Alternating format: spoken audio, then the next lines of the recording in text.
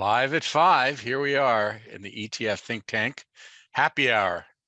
Thrilled to have everybody here, especially Dr. Rhoiney, otherwise known as, well, we'll hold back on that one. So anyway, Dan Weisskopf here, otherwise known as the ETF professor, and also lead ETF strategist for the ETF Think Tank, where we help financial advisors build better portfolios. That's my brief overview. I'm going to kick it off to Cynthia, who can explain who she is next. Hey, everybody. Cynthia Murphy, head of research for the ETF Think Tank.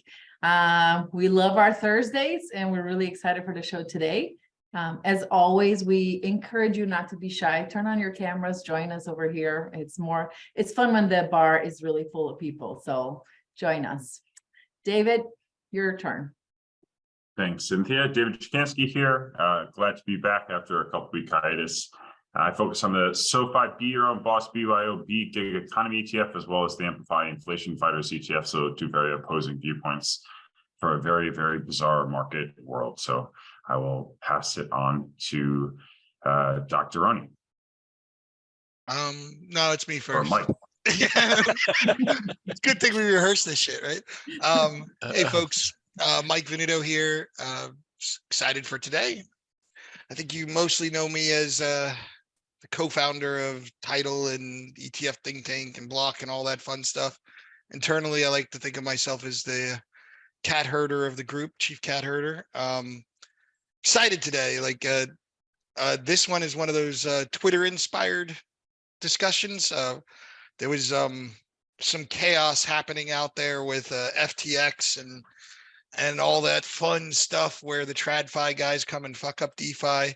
And I said some things out there, and our guest engaged with me on Twitter, and I always love that, where we get actual people coming in and asking the right questions. I was kind of hinting at that if all this stuff was in an ETF with transparency, we wouldn't have these issues. And Dr. Rhoiney here, David, kind of came in and said, how would would this have solved some of these problems? And I couldn't really answer, but I can here today, right? So I think we're going to get into stuff. There's a lot less you can say when it's stuck on a Twitter feed than you can say in person talking to folks.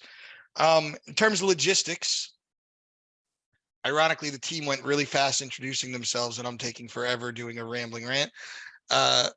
Logistically, I'll be moderating the chats. If you want to get promoted up, we'll get you a background, get you up here to ask questions. We like to have a celebrating word or a toasting word. Today, we're going to be responsibly drinking. So responsibility, responsible, things like that. We're going to have a toast. I got a Moscow Mule today. I don't know, is that okay anymore? Am I allowed to have a Moscow Mule? I think it's already showing, Mike. Face yourself. Are you sure you didn't start drinking already? No, it's just been a long day. All right, I think I hit all the high points. So with that, let me introduce David Rhoiney, who's here today as our special guest. If you could tell us a little bit about yourself, we'd love to hear it. Thanks for having me. First off, this is an awesome setup. We got the professor here, right? And Mr. Chikansky and just Murphy. Right? There we go. And then obviously, man, you guys have like some huge social media followings. I always feel like an ant when I'm talking to you guys, but it is what it is. Thanks for having me. I'm David Rhoiney. I'm from humble background. I've been on a lot of podcasts, obviously, in the last couple of years. I'm no longer doing podcasts, but just because I don't have enough time. The biggest thing with me is I grew up very, very humble beginnings. My mom, unfortunately, she passed away back in 2011, but we grew up super poor to the point at one point living in a car, eating Burger King for every meal. I can still tell you what a Whopper tastes like right now because I can always think about it, including the dimensions of the backseat of that Volkswagen Jetta where I slept on the right side behind my mom in the passenger seat. I happened to have the ball bounce my way, literally. I play basketball. managed to get pretty good at it. Wound up at the United States Naval Academy where I played basketball and I ran track. And I just kept fighting, man. And somehow I made it into the nuclear power community in the Navy, and then switched over to cryptology, did some fun things there, did some interesting things there. Then I went to medical school and managed to become a surgeon. And now I'm a robotic surgeon, still helping patients every day. I ended up doing a lot of stuff in finance because honestly, the financial system sort of turned its back on me when I needed it back in 2007, 2008, and during a great financial crisis. I had a very, again, rest his soul, rest in peace, to a former coach I had who was very astute, who saw I was screwing up my money every day, and put me on an allotment, made me start a Roth IRA. I thought he was a financial advisor, but he was more of a salesman with Primerica, right? So he put me in a bunch of Primerica funds. And afterwards, when the great financial crisis, I have a degree in applied mathematics, and I'm trying to figure out why my funds are going down. And I learned about all these little financial formulas, and I'm doing some little calculations and stuff. And I'm seeing that I just need to put more money in, and then come to find out the funds are closed. So I'm calling Primerica, and the customer service folks were just like flat out rude to me. Like, I asked, like, why can't I put some more money in? They told me it's closed. I was like, okay, cool. Well, who can I talk about getting into some other funds? Because I had no clue what I was doing in the stock market. And he just flat out said, you need to get a financial advisor. I said, okay, cool. Can I get one of those? And he just told me I didn't have enough money. I need to do it on my own. I was like, well, how do I do that? He didn't really help me. He told me to start looking at a prospectus is a great way to start. And so I picked up the prospectus to my funds that I was in, and oh my God, the amount of jargon that is in a freaking prospectus is outrageous. And I sat there and I read the whole damn thing like an idiot, by the way. Today's person wouldn't tell 10 years ago, 15 years ago that you're an idiot, that you should have never read that and went and read like Investopedia or something that feels around. But I read it. I literally Googled or asked Jeeves, whatever we were using back then, every single word I didn't understand. And I got through it, and then it just sort of created this fire. Like, if you don't want me now when I'm at my lowest, right? And I thought I had some money.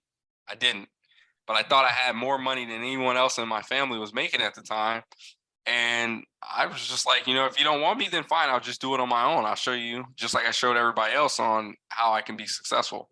And so that just started me down this path of, I'm just trying to make financial sort of education and financial advice sort of free, not to the point where people need specialized advice, but like 80% of folks don't really need to see an advisor if they really knew what they were looking for and how to go look for the information. So that's what I do, and I do it on the side. I don't look to get paid from it, and I just try and help people as many as I can. And somehow 7,000 something people follow me on Twitter. I have no clue why. All right, David Jacansky, why don't you hit us off with the first question?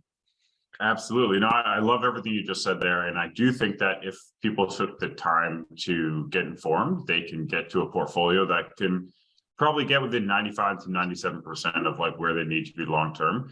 So I don't think that's necessarily the hard part. I think it's like the emotional side, right? Like understanding, as you said, in 2008, when everything gets really terrible, how do you not let their emotions take control of their allocations negatively, and vice versa? How do you stop them from becoming a stock picker in 2020? And so that's the question I have for you, is like, I think that's the hardest part for someone who doesn't follow the market on a day-to-day basis. Well, I mean, at the end of the day, think about all the sources of information that is out there. Back in 2008, like Twitter really wasn't a thing, right? It was becoming a thing.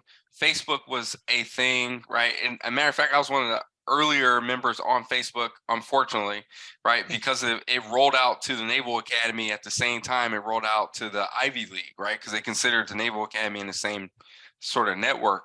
And so I had been on Facebook for a long time, but like, think about the sources of information, the abundance of information, financial technology or financial TV, all this stuff that you have here. People are just getting hit with info all day long. And then the iPhone comes out, and then you got a stocks app, right?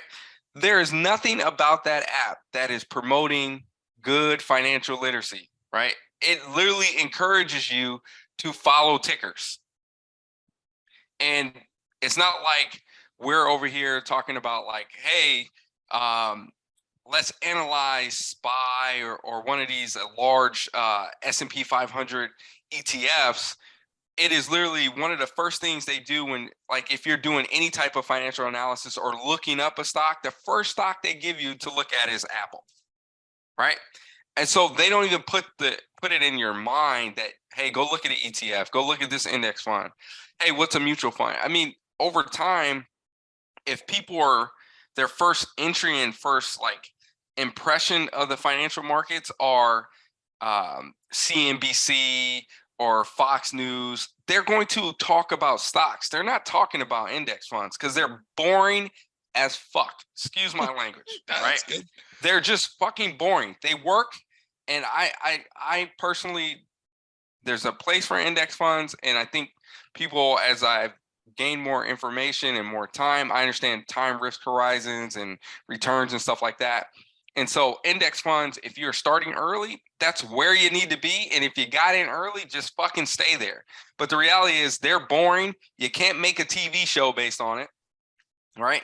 You like, no one's in here, like they're not on Billions talking about what ETFs they're fucking buying. Let's just be honest, right? Yeah. That's the reality. There is nothing sexy about an index fund, but unfortunately, that's the things that people need to learn. And But a in lot of the 2020, DIY they're going to start. They're going to pick stocks left and right, especially when you have somebody like what's his name, Dave Portnoy. Did you watch Davey Day Trader Global? It was fucking hilarious. Yeah, they But mix a lot of the entertainment. platforms that are getting their apps and trading through don't make money based on assets being on that platform, right? They make money based on assets trading. So they kind of like turn it into a casino a little bit. Free trade, sure, but then they make their money on that volume. So it's kind of misaligned incentives. Sorry, Weisskopf, why don't you hop in? I jumped out of order. That's totally cool. So along the lines of what you're talking about on prospectuses, you're spot on that people need to read them, and they're kind of boring too. I get that, right? But just as a story, and I think you're going to agree with this, you know, there are leverage funds out there, right? And back in 2008, I wanted to host an educational event around leverage funds. So I invited all the issuers to attend the event, and there were about 6 of them who were speaking. And way back then, just FYI, the weird part was you would buy the product, and then a week later you get the prospectus. They weren't online. I mean, it was just crazy. So I just wanted to get that out there because I think it's kind of a funny story. We've come so far on the literacy issue. I know you're right. We can go a lot farther. But a guy like you, here's my question. A guy like you is extremely curious, right? It's just, it's your nature, right? You know, I'm not looking for an idea on what to play in the way of the medical field so much as how do you keep yourself focused on the main journey and not deviating either because you're curious about a stock or you're curious about a different ETF that is in your field that you actually can research. Yeah, you know, it's interesting. First off, you guys deal with compliance issues all the time, like in the same thing for physicians. Except on this show. Except on this show. There you go. So Yeah. at the end of the day, if I invest in, let's say, Responsibility. there you go. Yeah. I'm being responsible. I'm being responsible by not investing in healthcare, and I'll tell you why. One, healthcare, right? Let's say I invest in Intuitive, right? Because I'm a robotic surgeon. That's a clear conflict of interest for me, right? So now if a new platform comes out And let's say I'd made just made an absolute killing with Intuitive. Well, do patients not know that I'm trying to give them the right thing and the correct thing for them, or I'm just trying to help that company along, right?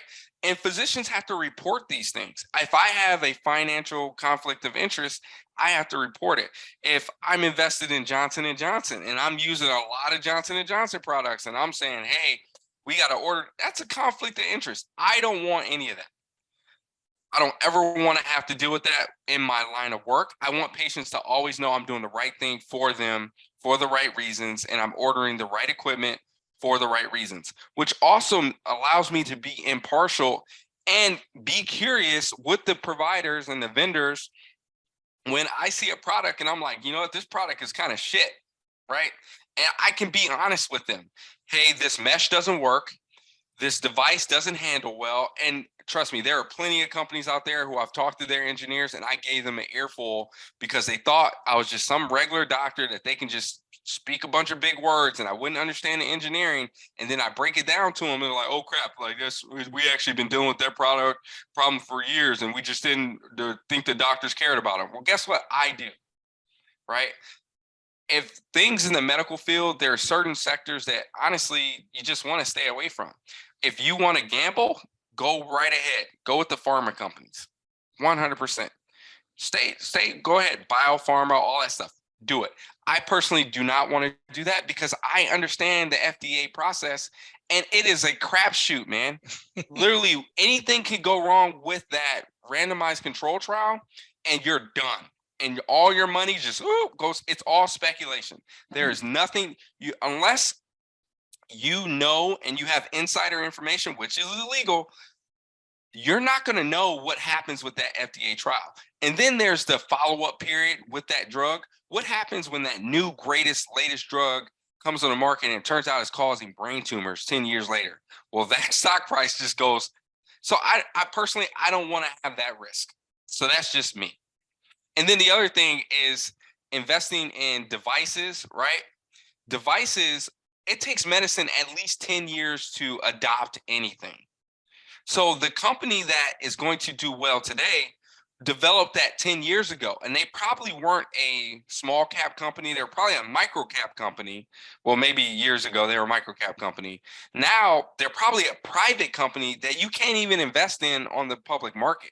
So that 10-year cycle before something even gets adopted, because doctors are notorious about not wanting to change their devices quickly because they want to actually see that there's a beneficial outcome for patients. And you want that. But as an investor, that stuff, it takes a 10-year sort of lead in for that to occur. Intuitive was working on that platform 20 years ago. All right, Cynthia, you're up. So there's a lot I wanted to unpack here before. I think we're all dying to get into the crypto conversation. We have our friend here today, Samir from Hashtags, and we want to like dive into all the crypto drama, which is better than soap operas. Really, what's going on is just crazy. But, you know, I'm just thinking about, I wanted to go back a little bit and talk a little bit about the role of the advisor, because I'm a big believer in do it yourself, but you know, the advisor is so important to a long-term journey. And I think maybe the lesson we need from you here is time management, because if you're really going to do it yourself, I don't know how you do it. We were talking before the show, you are a robotic surgeon, you have like 7 jobs and you are on everything all the time. I am amazed. I don't know how just today you had a review on IMAX on your social feed. You had the folly of Elves on the Shelf has a bad idea. You were talking about Lucid versus Tesla. You were just like a wealth of constant digging and learning and information. But I think most of us mere mortals would not do a great job if we're just fully on hand on reading prospectuses and making our picks and doing it right. So, you know, give us the rundown of how to manage time the way you do, because I'm just in awe. I have my own things that motivate me, right? Learning motivates me. Helping others motivate me. Taking care of my family motivates me. I know when my brain gets overwhelmed, and then I do stuff like I'll go binge watch a TV show, which I just let my brain sort of decompress, or I play video games to let my brain decompress. The reality is like I don't have the same motivations as everyone else, and people need to figure that out. Like I realized a long time ago that like drinking alcohol isn't beneficial to me because I'm useless the next day and time is important. So I don't drink alcohol. It doesn't bother me not to drink. I can have fun no matter what. So then the next thing is You're responsible. I am very responsible. So then the next thing is just like I make sure that I compartmentalize time and then I sacrifice, right? I'm up every day, no matter weekend, holiday, day off, whatever. I'm up every day between 5 and 5:15, right? I'm getting up to read, I'm getting up to take my puppy out, I'm getting up to look at stuff, and I'm literally reading all day. And then the other thing is I listen, right? I used to get on you guys' like spaces and just sit there and just listen the entire time. Like, man, these guys are smart. And then I would take notes and I go read. And then I sit there in my spare time. If I have some time, I'm reading a journal article, whether it's medicine. I read just as much in finance, and I spend way too much time on SSRN pulling old papers so I can get up to speed with where people are in the industry. I go read about everything, right? Because I don't sit there and let someone tell me specifically why I shouldn't do anything. I mean, I don't know if you guys remember, I was like, man, I'm tired of people telling me about like options. So I messaged Ben Eifert, was like, hey man, what book do I read so I can learn this myself? He was like, get the Nattenberg book. It's like the Bible, right? This bullshit should not be done by retail investors. That's just me, right? That's the reality. I don't understand how anyone can do that, right? Be a full-time professional and do that, right? The trade will literally go against you way too fast. I don't have the time to do that, right? I literally have tried everything. Events trading on Kelshi, right? I thought it was pretty cool. I went to the operating room for 4 hours. Oh my God. The trades I put on during that day completely went against me. Guess what? I stopped. The other thing is I'm willing to say I'm not good at something and then move on. I know I gave it an honest to God shot.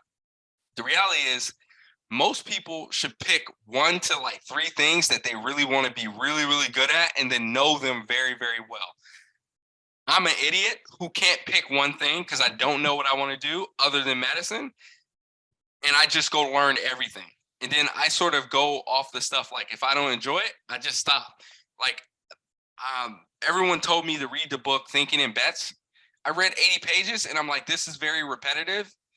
I already got the gist of it. I don't need to spend my life reading the rest of the 200 other pages when I'm not getting anything past it, right? I reached the point of diminishing returns. So for everyone, like literally, and I said this the other day, don't try and be invested in everything. Like seriously, if you feel like you need to be invested in everything, then guess what? There's ETFs or index like mutual funds for that. Don't feel like you got to be invested in every risky asset. Don't feel like you got to be invested in real estate. Like you don't have to do those things to be successful. I know way too many real estate people who have zero equity exposure. And then you ask them, how to invest in the stock market, and they can't tell you anything. But if you ask them anything about real estate, they can tell you everything. And they're very successful and they lead a great life. I'm just an idiot who likes to learn about everything. So Mike Venuto, let me just ask along those same lines. You're not saying that people shouldn't use financial advisors, because financial advisors beyond just structuring portfolios also do planning. Do you do your planning as well for yourself and your taxes as well for yourself? And do you have a will, by the way? Because I'm happy to call an attorney. I have a will. I have a power of attorney. I have all those things. It's sort of like a thing, like it's sort of like a job hazard, right? Like a requirement for my job. But the reality is majority of Americans, right, are locked out of having a financial advisor. Let's just be honest about that, right? The economics of the financial planning, financial advisory business does not work when the client makes less than $80,000 a year. It's just a reality. Whether it's a 1% AUM fee or it's a subscription type model, or whatever you want to call it, hourly. It doesn't work when someone doesn't have enough money to pay you, right? Or they don't have enough assets that you can spend time to give them quality advice. So with that being said, this is just pure statistics, right? So if less than 10% of the country even makes that money, then that's the crux of whoever's going to get that. The bulk, the majority of people can't afford a financial advisor. So that's why I spend my time with the people who get forgotten. Now, me personally, I don't have time to do my taxes well. I outsource that. Plus, I don't want to deal with the IRS. Do you? Like, I don't want to be audited. I've seen people get audited. That shit looks painful. I don't want to do it. So I hire smart people to do that for me because I don't want to deal with that. The other thing is I'm very cautious and I care about my money. I will easily hire a second firm to audit the shit that the first firm did.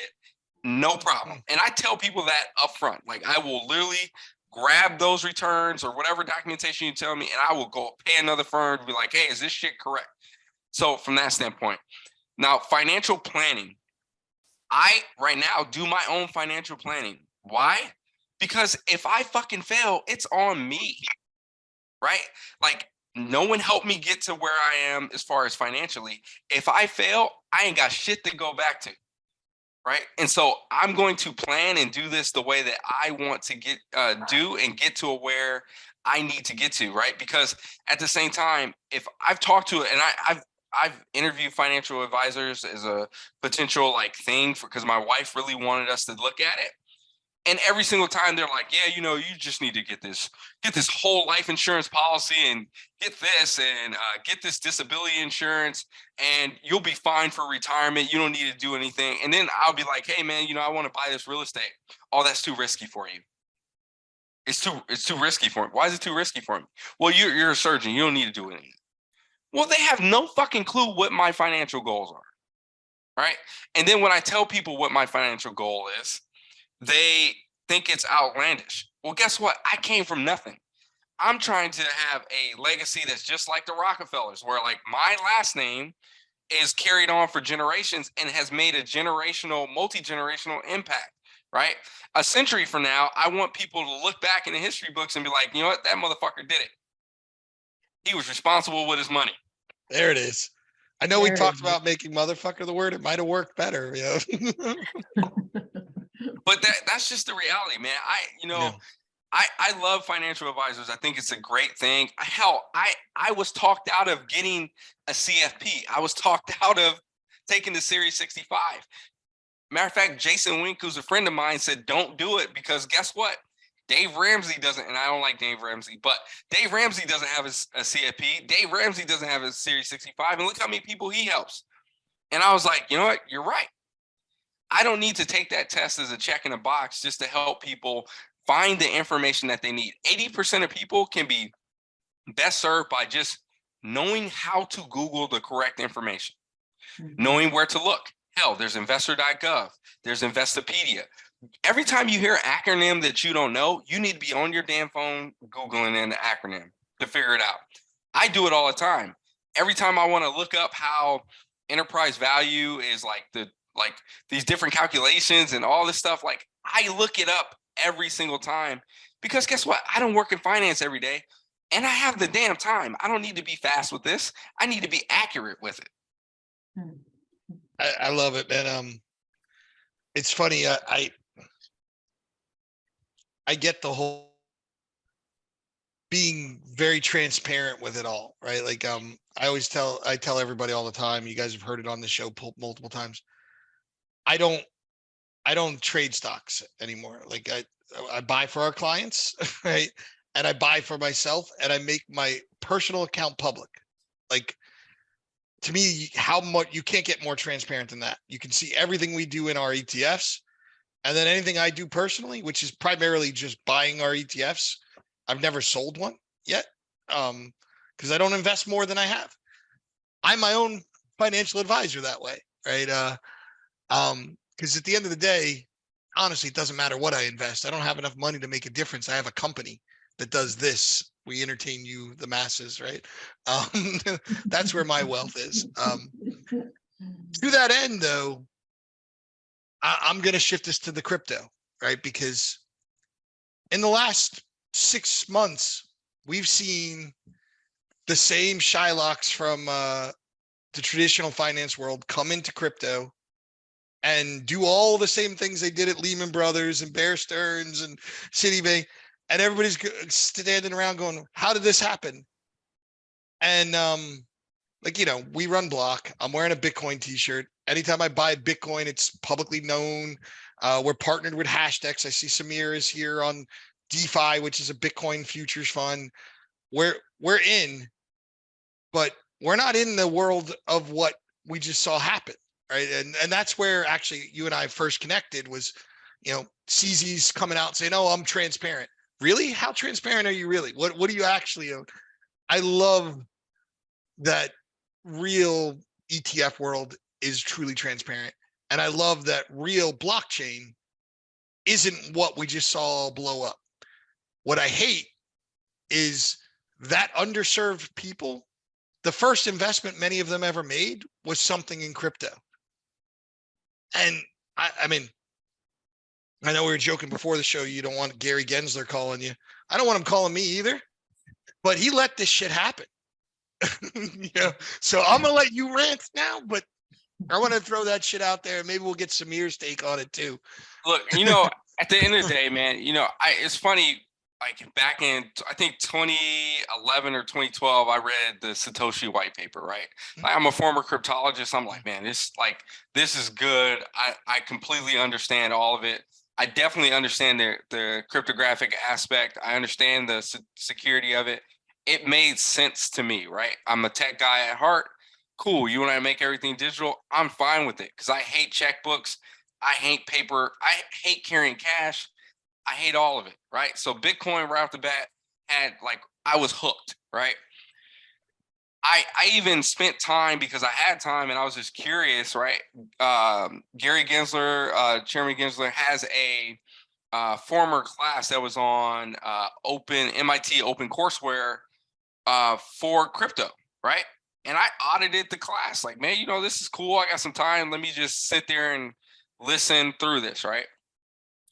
The reality is, and I'm African-American. Ray Charles can see that I'm African-American. I'm a large Black man, right? My community is going to get hit hard by this stuff because there's a generational sort of cultural distrust of traditional financial systems, right? I grew up not trusting banks.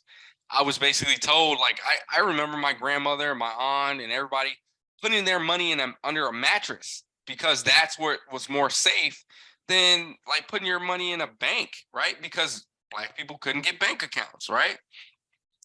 And so I watched, and I always had an issue with this, that basically the Black community and minorities got sold like, hey, you got to be in crypto. This is for us.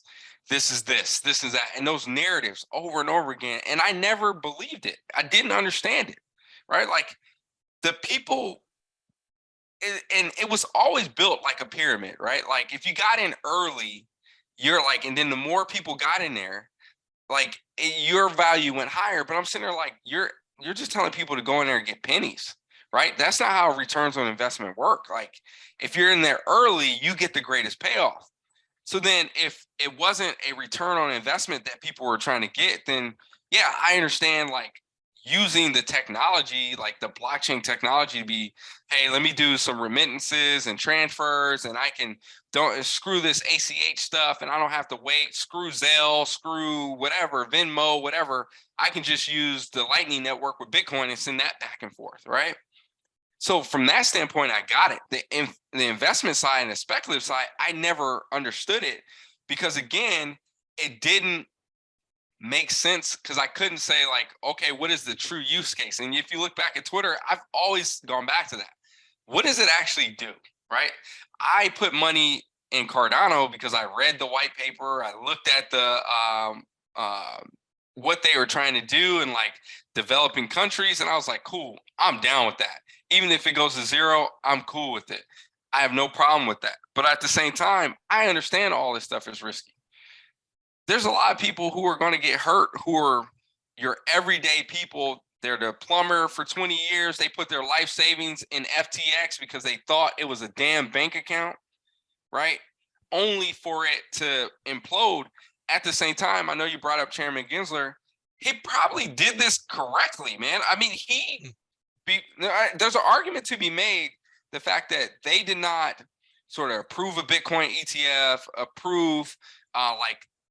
go through a regulation. In doing that, they insulated a lot of this crap from spilling over. Now, granted, there's a whole Silvergate Bank issue and the other crypto banks that have some their feet are in both sides of the on both sides of the line.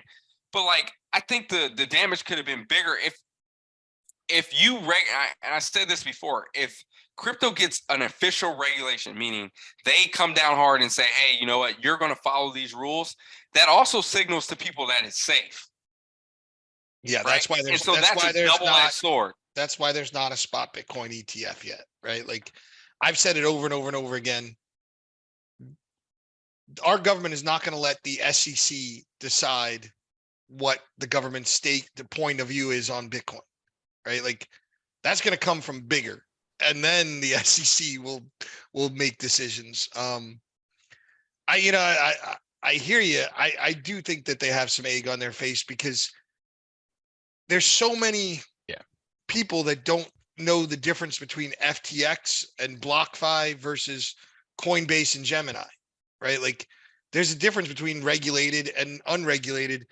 And because they did nothing, nobody knew which one was which, right? Like that to me, like Silvergate, look, we're big shareholders in it, so I can't say too much, but it's still a regulated bank that we know was talking to them and was talking to the regulators and going through it all. Like, but FTX didn't have to. They just they let a lot of shit happen here. It's not just them though. Yeah. It's not just them though, right? Like there's a lot of smart financial people that fucking hit the check in the box, right? Where was the responsibility on their end? They were just jumping in because they couldn't get a spot. Oh, there it is. They couldn't get a Bitcoin ETF, so they jumped in on investing in this stupid shit. Yeah, but I mean, there are people who literally piled into the investment in FTX just because the guy fit a profile. Other big investors, like someone said it yesterday, there's more due diligence done on me, right? When they click on my Twitter profile and they probably Google me afterwards than what was done on SBF. He was 25 or however old he is when he started FTX in Alameda. How long did he really work for Jane Street before he became the genius trader? Like, I don't care how much stuff I do. If I don't have longevity in doing that, there's no sort of credibility that's going to be given to me. Matter of fact, if I was in the same situation as SBF, I would have never gotten an investment. No. Right? No, that's just the reality. We trade with Jane Street a lot. It's like lockdown down there. You go to their offices, the interns are making $600,000. And there's compliance everywhere. I don't know. I want to bring Samir up though to comment on this too, because you guys live this world all day long at Hashdex. I mean, this whole thing has pissed me off. That's, like I said, that's how we actually started to engage in the conversation. I feel like this thing that was built to bank the unbanked has been commodified by old Wall Street to screw a bunch of people, and I'm pissed right now. Well, I mean, they're literally, because there's no regulation, right? It's the Wild West, right? Yeah. Think about how the SEC even started. And again, when I go to learn something, I go all the way back to the beginning, right? These old investor pools, people manipulating the market. And that's what started this whole sort of regime. I mean, we're still talking about 40 Act funds, 33 Act, because all that shit was taking place back then. And it's still 100 years ago. 100 years ago. Yeah. 100 years ago. 100 years ago. Yeah. All right. And so Samir, people saw the opportunity to come in. Get up Come here. on in, Samir. Oh, hey guys. Pleasure to be here. So great conversation. First, one of the things that's more frustrating for me about all of that is that people are just conflating crypto with financial intermediaries, unregulated financial intermediaries that are offering access and investment to crypto. So like the problem that we see now is basically a consequence. It's still a consequence of a systemic risk triggered by Luna, Terra Luna, and then Three Arrows Capital, right? So still seeing that the consequences of that, and basically the root cause of everything that is happening is basically conflict of interest, right? So conflict of interest wasn't invented by Satoshi Nakamoto, wasn't invented by Vitalik Buterin, wasn't invented by SBF, right? It was invented thousands of years ago. Like the first time someone came to another person and say, hey, let me handle that for you. You know, it's complex, let me handle that for you. And then there's where the conflict of interest starts, right? If you want to go back then, it's when you have any kind of intermediation. And the way to solve this is, it's also not a surprise, it's disclosure, transparency, you know, governance, checks and balances, third-party attestations and audits, regulatory oversight. So all those things that, you know, we're used to in the regulated capital markets. So the way I see like everything, like from Three Arrows Capital to FTX, and now like the whole Genesis situation, is all a consequence of lack of regulation and lack of oversight and lack of governance. And so the good thing about this is that now I think this is more like this should be a political problem in the US, right? You see like probably hundreds of thousands of investors that they will lose all their holdings, all their crypto holdings on FTX or BlockFi or just Genesis, Gemini Earn, all those programs, and they will need to do something about this. So like even here, like I'm here in Brazil now. This week they just approved the crypto regulation in the Congress here, regulating the exchanges, right? So if you want to offer crypto intermediation to retail investors, you need to register. Here will be the central bank. You need to register with the central bank and follow certain guidelines, like some policies around segregation of assets, governance, disclosures, transparency. So that's all being handled here. This project was being discussed even before the FTX, but they like rushed to approve something after this FTX crisis. I think we're going to see something like this in the US, and it's going to be net positive for the industry. Right, because everything that you're saying here somebody has to be responsible. Like it's that freaking simple. Yeah. Like exactly. Like I know everybody either loves or hates Elon Musk, right? They either love him or they hate him. Whatever. For 6 months, he touted crypto and didn't have to disclose whether or not he was trading it. Exactly. Like yeah. I'm an RIA. I don't have to disclose if I bought Bitcoin by law.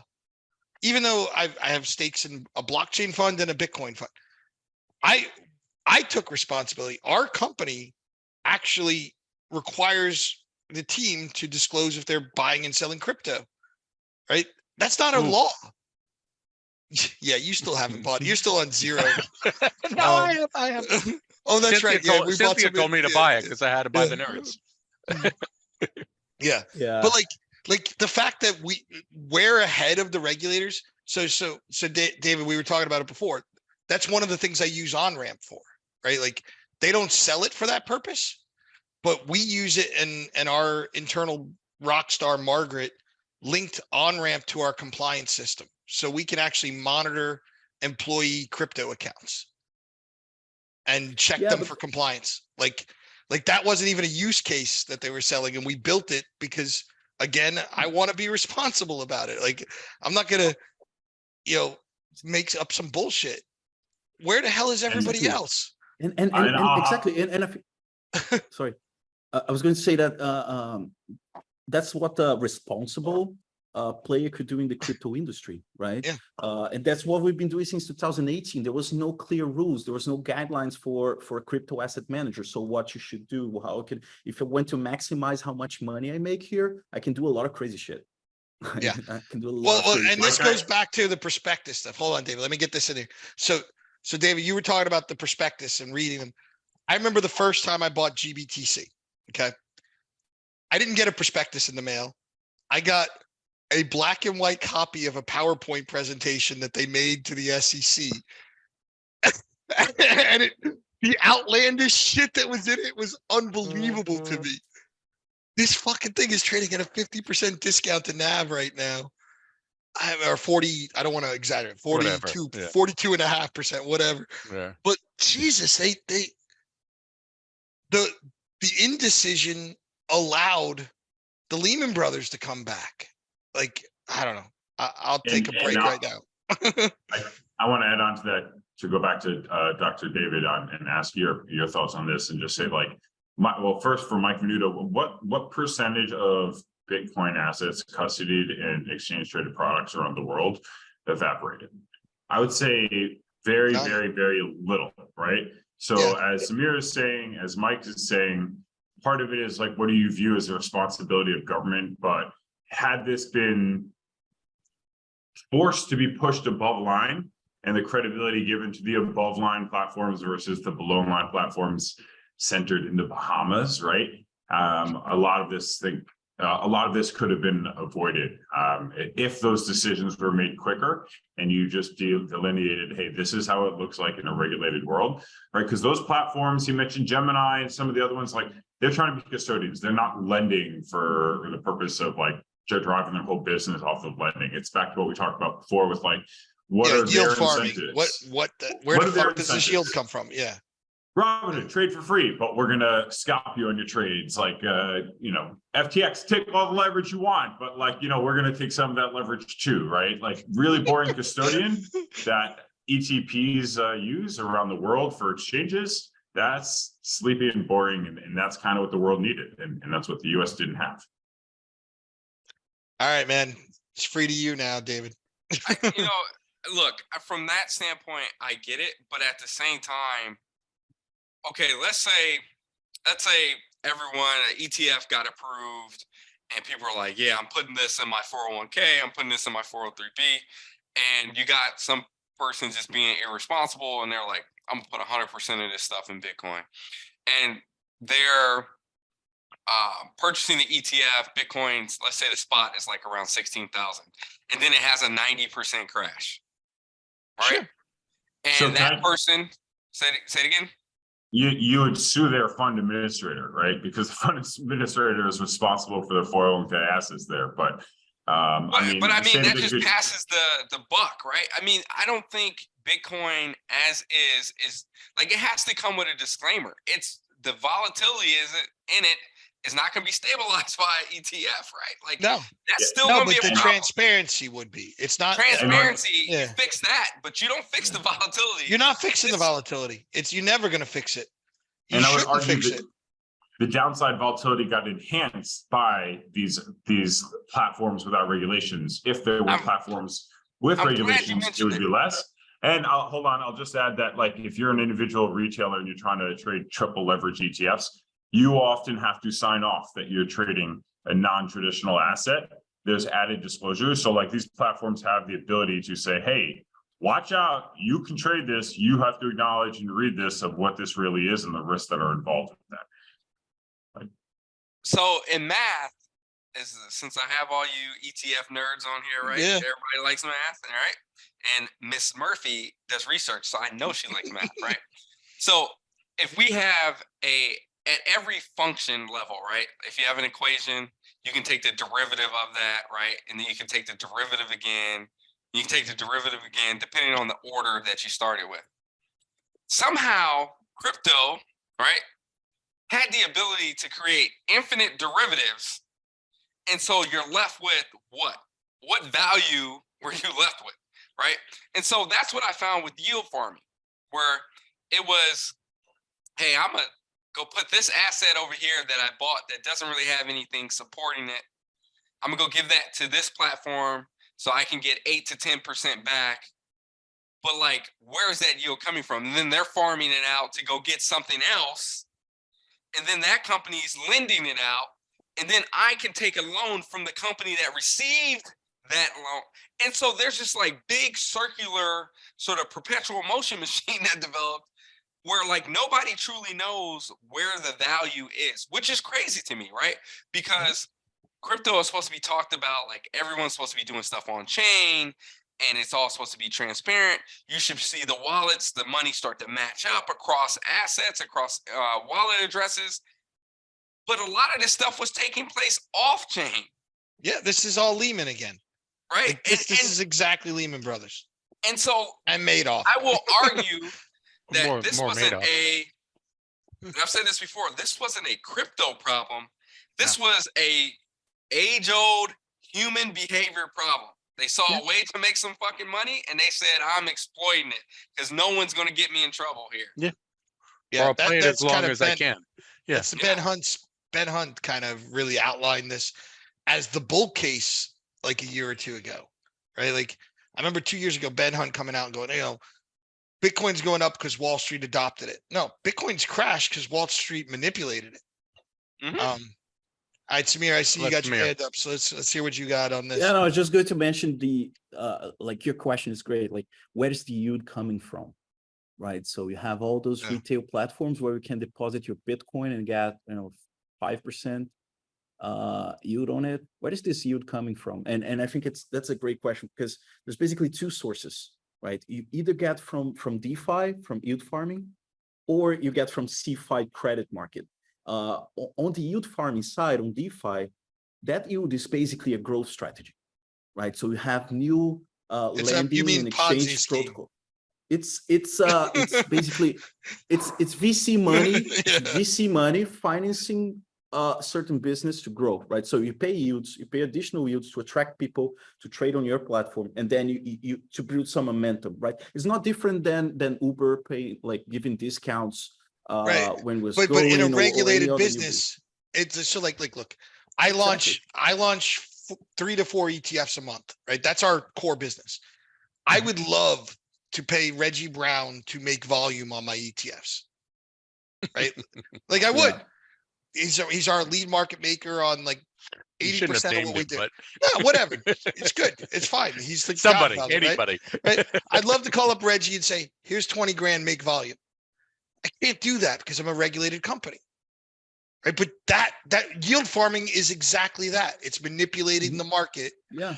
And if you get that, like Terra Luna, it's basically the same thing. Like where's that yield coming from? They were paying close to 20% yield on US dollars, like on the stable coin. Where's the yield coming from?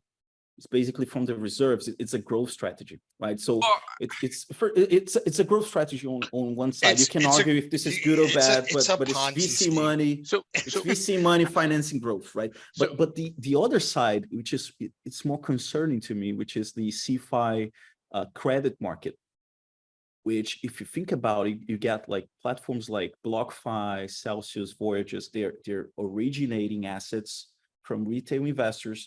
They're giving to players like Three Arrows Capital or Genesis.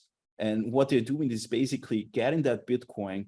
They were depositing this to products like GBTC, right, which was trading at a premium because retail investors in the US wanted access to Bitcoin in a simple way. And the only way to access Bitcoin was through GBTC. So GBTC was trading at a premium. So you create a system where you basically create this inflow machine to GBTC. And then once the Canadian, the Brazilian, and the European ETPs started to be launched back in 2021, GBTC started trading with a discount and you have no redemption program. Right, so that's where the CeFi yield market started to break, and then when Three Arrows Capital went bust, like the whole thing collapsed.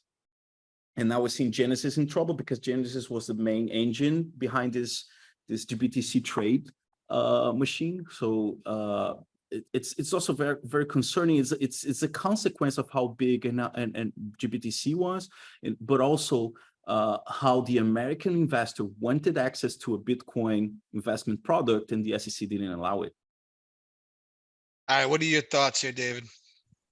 I think like everyone talks about sort of how you can track wallets, right? Mm-hmm. The reality is like each individual like crypto asset down to like the molecular level, meaning one Satoshi, should have a serialized number on it, just like a regular dollar. Like if I wanted to mark some bills and track those, like let's take a fictionalized example of the Dark Knight Rises or the Dark Knight, whatever, right? Where they're like, hey, we have these radioactive bills and they're tracking. The reality is, if you look at the ledgers, it all looks like funny money, right? Because half the time, one, people are in Excel, so it just makes me laugh. Two, you're just watching wallet amounts go across, right? And so you don't really know where that full Bitcoin originated from, where those Satoshis originated from, and so from that standpoint, like and I've been saying this for a while, like when crypto talks about, like, if you go to like CoinDesk and they got like top 10 market caps, all that shit is bullshit, because you actually don't know how much leverage is written into that market cap. And it doesn't make sense. You actually don't even know how much truly is in circulation. You could say the same thing about the equity market and the real estate market and like literally every other asset on the planet. Like, you can, but I think given the fact that there is no regulation and there is no like left and right lateral limits, crypto should have been, if they truly were trying to like really be the replacement of the financial system or the alternative, they should have been extremely above board on all the transparency. Right? Like if you put a way of tagging each individual crypto asset so you can actually monitor it through the system, like that adds extreme transparency, so people can't just magically produce stuff on their balance sheet. I just personally think that it's a digital thing that we made up, or the world made up, and we could have did so many good things with it, and it's been used for perverse reasons right now. I mean, that sums it up, right? It's what the vision of this was and what Wall Street has done to it is perverse. So we got 2 questions up. So Weisskopf, you go, and then Daniel, and then we'll wrap up. Oh, let's see. I don't know that I can ask a simple question. And Daniel, I'm going to yield. I'm going to yield to Daniel here. Oh, beautiful. No, I'm just teasing you. Yeah, Daniel, no, get one in there. Yeah, I just wanted to say I enjoyed the conversation. This was definitely a very interesting one. And I guess my words will really just wrap it up. I mean, it just seems no one wants to touch Bitcoin regulation and compliance with a 10-foot pole. Like, that's the big problem here, that no one wants to deal with it. No one wants to be associated with it. Well, I mean, so no, it's good, because like that requires people like us stepping up and doing it ourselves, right? Even though we're not required to. Well, right? to Like, that point, you can't regulate to integrity. You can force transparency.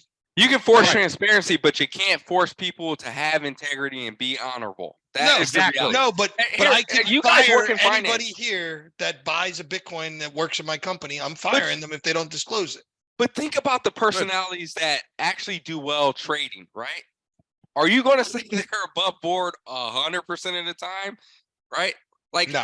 One of my favorite movies is Margin Call, and I can watch it like all day, every day. I think it's an awesome movie.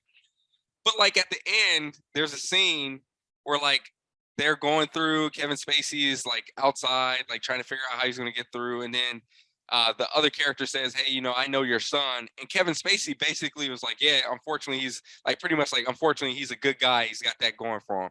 And I'm just like, well, shit, like your son might get fired, man. Like this might mess him up. And he showed zero emotion, right? Like, unfortunately, those types of things sort of lend to being well as a trader in financial markets.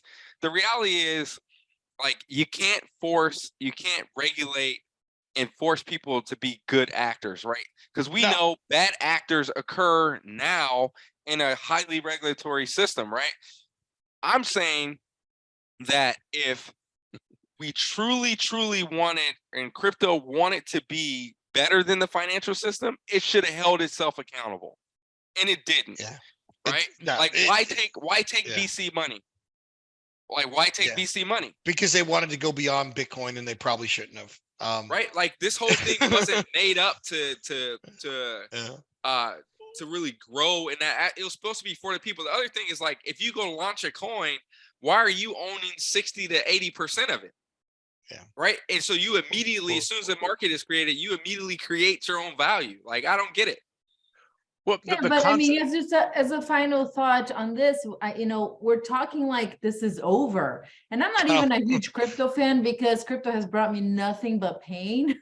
So, but we're talking like it's all over. I think $400. we need to stop applauding, SBF, put him in jail and then start rebuilding because to Samir's point earlier, I think we're conflating the bad actors and all these bad actions with the actual crypto story, which I think can reshape itself. I mean, the world is made of booms and busts, right? Yeah, but I mean, SBF is completely he's co-opted the entire narrative around crypto. You can't separate him right now from crypto, unfortunately, right? Yeah, I can't sure. tell you, Samir, great to meet you. I could not tell you who Samir was before today. That's just a reality. He's probably doing great things. I had no clue that you guys were doing stuff on the crypto side too, right? Like if you look at mainstream, he became mainstream because he looked like he was unimposing, and behind he's like this freaking mad genius, and not in a good way, right? Like, because he clearly set out to create it. First off, there's a presentation from Alameda that I saw that says guaranteed 15% returns. Fucking guaranteed 15% returns. Like, that should have been the first red flag of all red flags. And yet people were like, oh man, let's just give him more money. He's playing games. If I would have played games, unbelievable. I have been taken back by this. And like, people are celebrating him. And then you got Bill Ackman saying, I think I believe him. And then what's the guy, Kevin O'Leary, that lost all his fucking money in FTX? It's like, man, after listening to Bill Ackman, I think I believe him too. That's how this bullshit happens, right? Yeah. And unfortunately, if SBF does not actually get in trouble for this, I guarantee you there's going to be a VC that gives him more money, because they were like, well, he just fell short of the finish line. If we just put a little left and right lateral limits on him, I think he's going to give us a great return. He'll be back in crypto. Wait. Very responsible investing. By the way, there was a company called WeWorks that, the VCs did fine, right? In terms of the founders. Just remember one thing, and this actually kind of characterizes everything, I think, for me. There's something called HODL, right? That concept by itself sets the tone. And we got to figure out how to change that, because why? Because at the end of the day, hold for dear life. I'm sorry, but there are times where you want to, trim. All right, that's going to be way too long of a conversation for me. I'm not getting into that one because it would be irresponsible. Yeah, that would be irresponsible. Did I say something bad? I didn't realize that. No, but you're saying trade this shit. I don't agree. But that's going to be a long conversation. I'm saying you have a discipline. You have a plan, because otherwise you're just, every investment. All right. Let's simplify this. This shit was supposed to replace Wall Street. Instead, it got commodified by it. That's where we are right now. And it got commodified by it in an unregulated way because the regulators didn't come in. You cannot regulate good actions. I agree with Dr. David here 100% on that. That's me. You can't regulate that. But they don't try to regulate that with stocks or bonds either. They just regulate that you have to be transparent. That did not happen in crypto. Crypto itself, Bitcoin, is transparent. The on-ramps to it that SBF created and then lent out and then put together and then put into a pyramid and then partied in the Bahamas, all of that was not transparent. That's the shit they should have regulated. It's not that it doesn't have to be an ETF. Like, look, I'm going to get the fucking first spot Bitcoin ETF out there. Okay. But it's going to be a contradiction. Bitcoin shouldn't need an ETF. I am Jumbo Shrimp. We talked about this earlier. I'm going to be Jumbo Shrimp, right? Because some people don't want to hold their keys. They want to pay me to hold their keys. Fine. And that's great. That's absolutely great. And, but the flags are there, right? Mm-hmm. Matt Damon in a Super Bowl commercial. Yeah. FTX being on an arena. Like, it's very important to highlight that this is a market structure problem. Yeah. It's not a technological, what happened here is it's not related to technology. Technology is still evolving. The asset class is still, it's not going away. You can conflate crypto with SBF and FTX because of mainstream media. That's part of the game. We're suffering this now. We're seeing this in prices, but crypto is not going away, right? This is coming, this is happening, and we're going to see this unfold over the years. It's not going to happen now.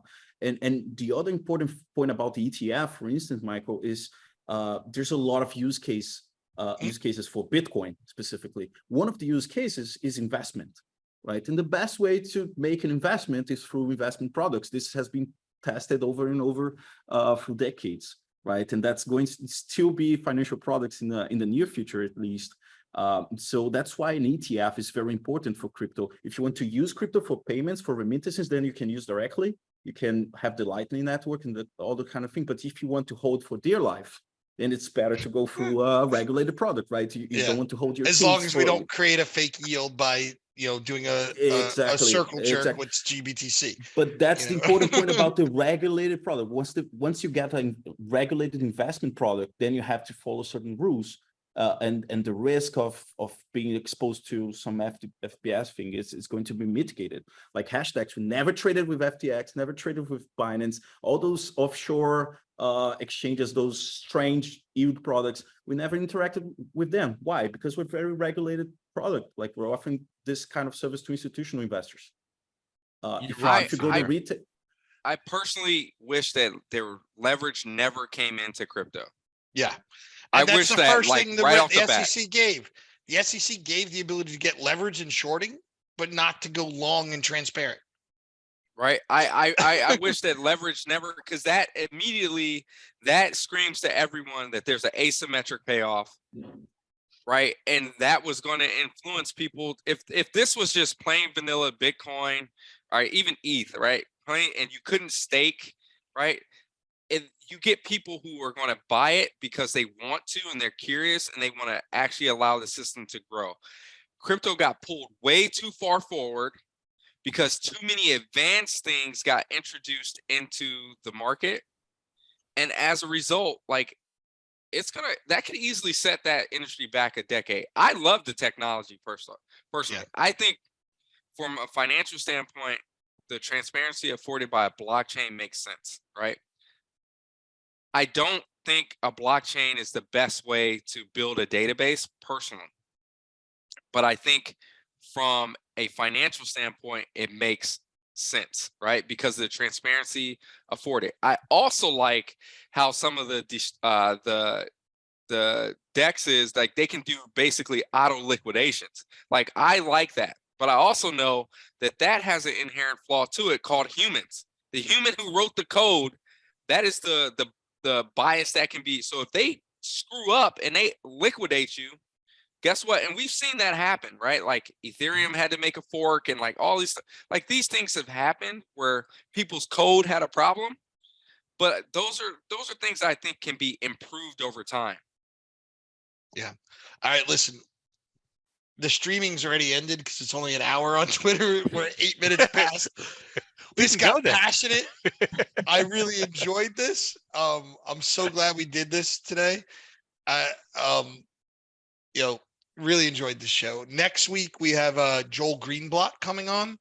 He doesn't do a lot of this stuff, so I hope you guys come and enjoy it with us. Well, Mike, he doesn't do any crypto. We could ask. Well, we're him. not going to talk crypto. We're not going to talk crypto. Yeah, it's more value and stuff like that. But I mean, Joel's kind of famous for backing Michael Burry and then not backing him at probably the wrong time. So we'll see if we can tease some of that out of him. Thank you for being here and sharing everything, and thank you for putting people back together when they need to be put back together. So I appreciate it. Thanks for having me. I'm the warm up back to Joel Greenblatt, right? Like completely, yeah. Dr. Rhoiney, one thing I will say, and the great thing about the ETF community is we had good actors self-regulating as the regulators tried to figure out things. meaning that there are a lot of great people in the ETF market who stepped up when the regulators didn't know what to do. I'm proud of that. It didn't happen with the crypto market, unfortunately. No. You know, we didn't really talk about it, and I don't know if you want to go on Twitter and mention this. How, because Samir brought up like conflict of interest. How is GBTC being owned by Digital Consulting Group or whatever they call themselves, and Currency. also Genesis being owned by DCG, not a fucking conflict of interest? It 100% is. They're not regulated by the SEC. Like that product is not regulated by the SEC. It's considered like a publicly traded hedge fund. It's called an emerging growth company. I wrote a paper on this in 2017. And when Cynthia was at ETF.com, she interviewed me about this. I've put all this shit in writing in the past. GBTC is not an investment product. It is a publicly traded company that owns Bitcoin. And its only goal is to own Bitcoin and charge you a ridiculous fee for it. Oh, the fees is outrageous. That's Yeah. the reason why I didn't put any money in it. So it's not an investment product. Okay, They're not so now- regulated by the SEC. Like we just hired away a lawyer from there. Like Interesting. yeah, we'll take this one offline. Yeah, yeah. Yeah. But to I'm your just point, thoroughly it confused just about it that. just shows how people don't really understand that product. I mean, they really Even- got away with it for a long time. Yeah. Even as Morningstar. looking like an Morningstar calls ETF, it an but not one. ETF. Yeah, Morningstar calls it an ETF. It is not an Yeah. ETF.